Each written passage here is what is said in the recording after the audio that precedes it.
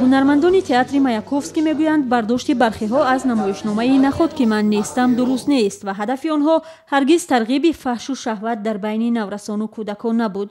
намоишномаи мазкур аз ҷониби ҳунармандони навраси студияи назди театри Маяковский рӯи саҳна омад ва ахиран муҳтавои он аз сӯи бархе аз тамошобинон дар шабакаҳои иҷтимоӣ мавриди интиқоди шадид қарор гирифт. ин гурӯҳ ҳам аз ҳамоғӯш шудани ду ҳунарманди мактабхон дар намоишнома ва ҳам ишқи як наврас ба зани бузургтар аз худ эрод мегиранд. чунон намоишномаи нишон дод ки мардум бубинанду ба худ хулоса бароранду бигӯянд ки ин бад аст, ин хуб аст. мардум бубинанду бигӯянд ки дар кӯча бо одами бегонае ки саратра як бор сила карду 10 сомон дод, ман дугонаи холат мешавам, биёравем, яъне набояд бовар карду, набояд бараванд. яъне панд ин аст, на он аст ки 16 сола рафту бо он зани 25 солае ки бомж асту ахлоқаш бад асту ҳамхобагӣ кард. На ин аст панд. намоишномаи «Наход ки ман нестам» сарнавишти писараки 16-солаеро ҳикоят мекунад ки ҳамеша аз модараш таҳқир мешунавад ва аз ӯ ноқисулақл ном мебаранд. муносибати носолими волидон сабаб мешавад ки ӯ пайваста аз хона фирор мекунад.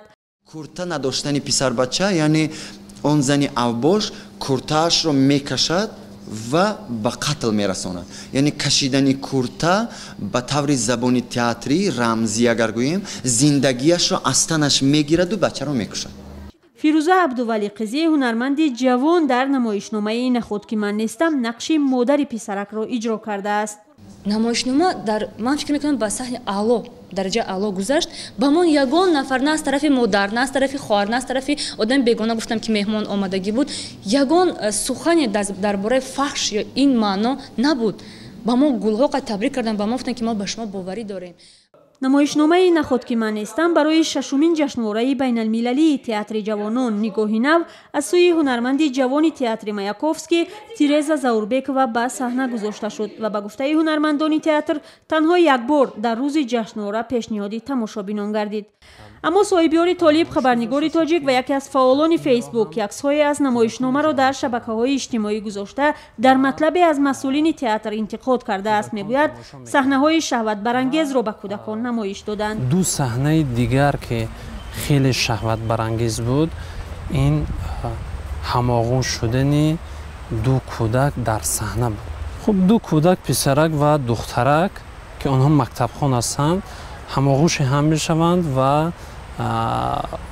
духтарак либосҳои писаракро аз танаш бадар мекунад ва ӯро маҳз мекашад.